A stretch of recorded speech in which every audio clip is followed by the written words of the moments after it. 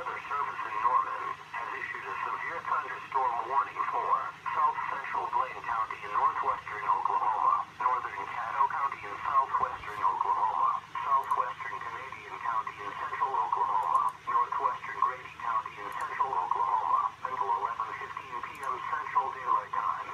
At 10:25 p.m. Central Daylight Time, a severe thunderstorm was located 4 miles southwest of Hinton, moving east at 30 miles an hour. Expected hazards include 70 miles an hour wind gusts and ping-pong ball-size hail. This is a radar-indicated threat. Following impacts are expected.